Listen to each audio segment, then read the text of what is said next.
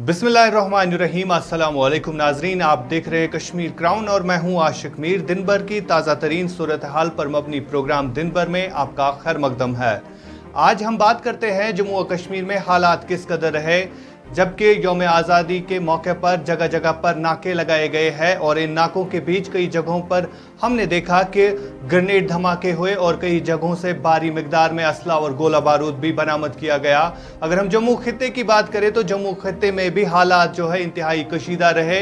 अगर हम राजौरी की बात करें तो कल ही राजौरी में बीजेपी के एक रहनुमा के घर पर ग्रेनेड धमाका दागा गया था, जिसमें एक की मौत भी वाक़ा हो गई है। लेकिन सबसे पहले आपको लिए चलते हैं शुमाली कश्मीर, जहां पर हमारे नुमाइंदे खास इनामुल हक हमें तफसीलात से आगाह कराएंगे कि आज जो वादी कश्मीर में हालात बने तो क्या कुछ इनाम आज सामने देखने को मिला। अगर हम कश्मीर खित्ते की बात करें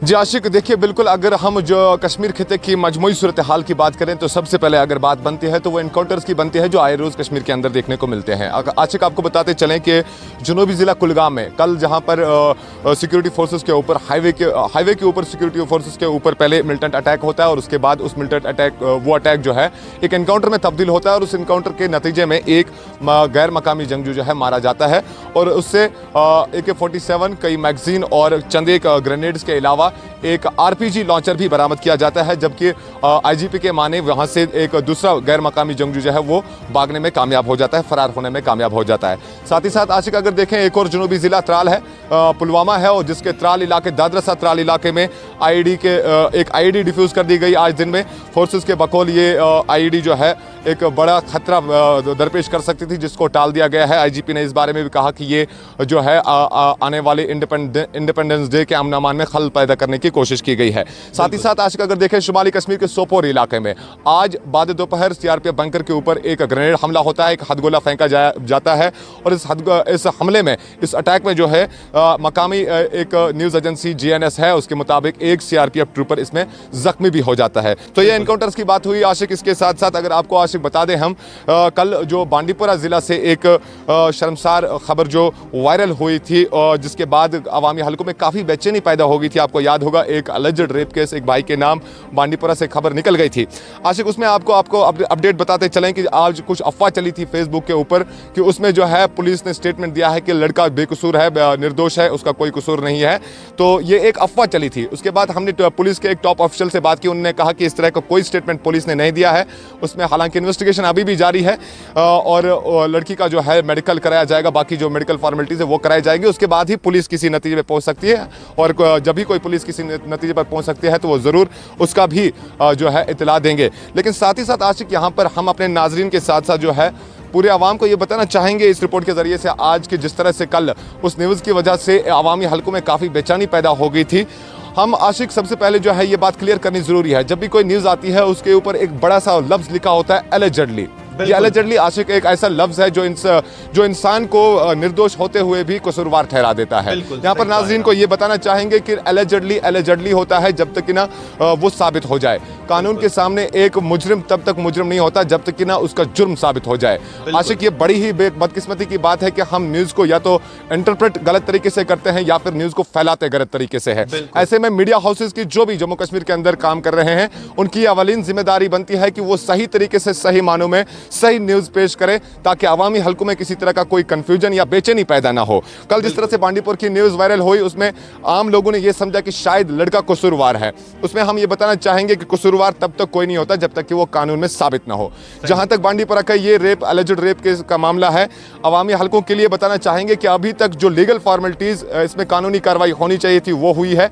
एक लड़की शिकायत करती है अपने भाई के नाम, पुलिस अकॉर्डिंगली उसमें पहले वो उसके नाम की जो एप्लीकेशन है उसे एक्सेप्ट करती है और एक FIR भी उसके नाम का जो है दर्ज किया जाता है, उसको डिटेन किया जाता है for questioning and for other investigation. तो ऐसा नहीं है कि वो लड़का कसूरवार है या ऐसा नहीं है कि लड़की गलत है। ये कानून का काम है इसमें इन्वेस्टिगेशन करना और कौन कसूरवार है, किसकी गलती है, कहां पर कौन क्या जिम्मेदार है, ये काम करना पुलिस का काम है। पुलिस के हाथ में केस है और बांडीपुरा की पुलिस आपको बता दें बहुत ही संजीदा है आशिक इन सब मामलों में। जहां तक बांडीपुरा पुलिस का ताल्लुक है वो इन सब मामलों में बहुत संजीदा है और लोगों को इंतज़ार करना चाहिए। जैसे ही इसमें कोई इनपुट या सही खबर निकल के आती है हम अपने नाज़रीन को ज़रूर बता देंगे, लेकिन अफवाहों पर वो कान न धरें। साथ ही साथ कश्मीर क्राउन के से आशिक उनसे ये गुजारिश रहेगी।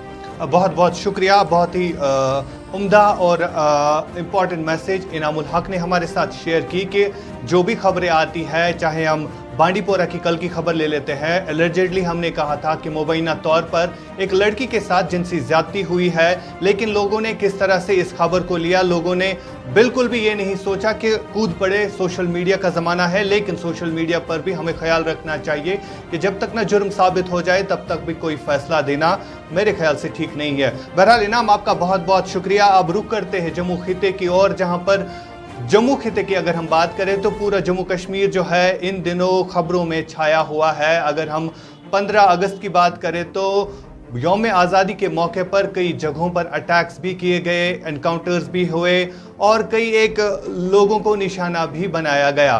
तो इस कदर कह सकते हैं कि हम जम्मू कश्मीर में जो है हालात जो है इंतहाई कशीदा बने हुए हैं। गुज़िश्ता कुछ दिनों से हमने कई सारे अटैक्स देखे, एनकाउंटर देखा हमने और कई सारी हलाकतें भी देखी।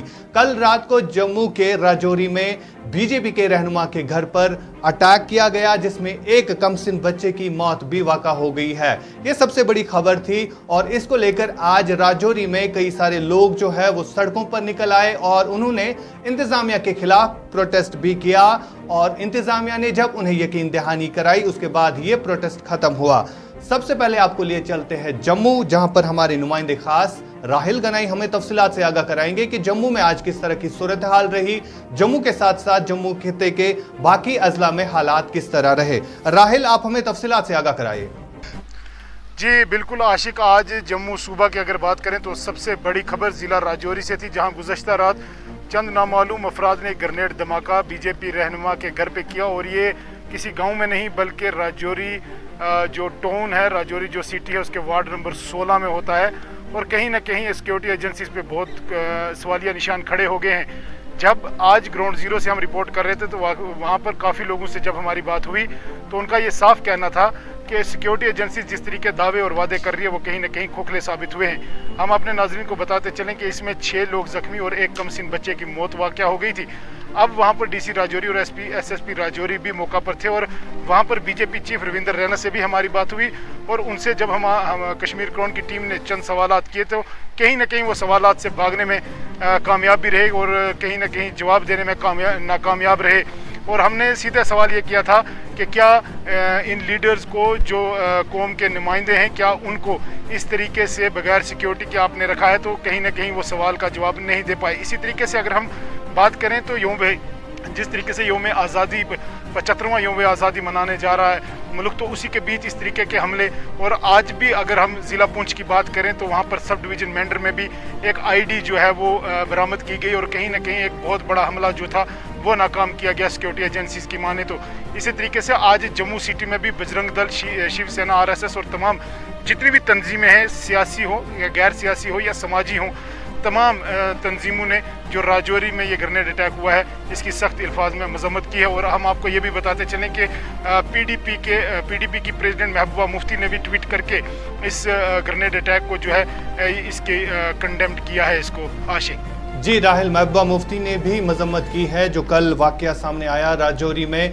तो राहिल, आपसे आखिर पर ये जानेंगे कि जम्मू में यौम आज़ादी की तकरीबात होने वाली है और इस मौके पर सिक्योरिटी की अगर हम बात करें तो सिक्योरिटी किस तरह की गई है, सिक्योरिटी अरेंजमेंट अगर देखें तो कश्मीर खिते में जो हालात बने हुए हैं, जगह जगह पर चेकिंग और नाकाबंदी की गई है, कई सारे लोगों को पूछताछ की जा रही है, तो इस हवाले से जम्मू में किस कदर सिक्योरिटी के इंतजाम किए गए हैं? पीर पंजाल की पहाड़ियों से लेकर खिता चनाब के चनाब तक और राजौरी जम्मू सिटी से लेकर एलओसी पुंछ तक अगर हम बात करें तो जगह जगह चेकिंग और नाके लगाए गए हैं। लेकिन जिस तरीके से ये हमले हो रहे हैं, जिस तरीके से अगर आप देखें ग्रेनेड अटैक का होना या पिछले दिनों राजौरी के थाना मंडी एरिया में जिस तरीके से एनकाउंटर होना, कहीं ना कहीं सिक्योरिटी अगर नाके और चेकिंग से अगर ये चीज़ें हल होती तो शायद ये काम नहीं होते, लेकिन कहीं ना कहीं कुछ ना कुछ फॉल्ट तो ज़रूर है। और जिस तरीके से यौम आज़ादी मनाने जा रहा है मुल्क को और उसके बीच इस तरीके के हमले होने और आज भी कार्डन सर्च ऑपरेशन कई जगहों पर चल रहे हैं और सिक्योरिटी एजेंसीज के लिए बहुत बड़े चैलेंजेस हैं, खासकर इस यौम आज़ादी के दिन पर। आशिक, बहुत बहुत शुक्रिया राहिल गनाई, हमें जम्मू खिते की सूरत हाल से आगाही दे रहे थे कि जम्मू खिते में आज किस तरह के हालात रहे। ओवरऑल अगर हम देखें तो आज जम्मू कश्मीर जो है वो सुर्खियों में छाए रहा। जनूबी कश्मीर से लेकर शुमाली कश्मीर में जो है आज सिक्योरिटी के कड़े इंतजामात होने के बावजूद भी सोपोर में आज ग्रेनेड धमाका किया गया, जिसमें एक एहलकार जो है जख्मी हुआ, जिन्हें इलाज मुआवजा के लिए अस्पताल मुंतकिल किया गया। इसी तरह की वो कार्रवाई आपको बता दें कि जनूबी कश्मीर से सामने को देखने को मिली, जहां कल देर रात एनकाउंटर शुरू हुआ था, जिसके बाद आज इस एनकाउंटर को इख्तिताम किया गया, जहां पर एक जो है फॉरेन मिलिटेंट जो है वो इस एनकाउंटर में मारा गया है और उनसे भी असला और गोला बारूद बरामद किया गया है। इसी तरह की खबर पुलवामा से आज देखने को मिली, जहां पर फौज ने एक बड़ी कार्रवाई करके एक मिलिटेंटों की कमीनगाह को तबाह कर लिया गया है और वहां से भारी मिकदार में असला और गोला बारूद बरामद किया गया है।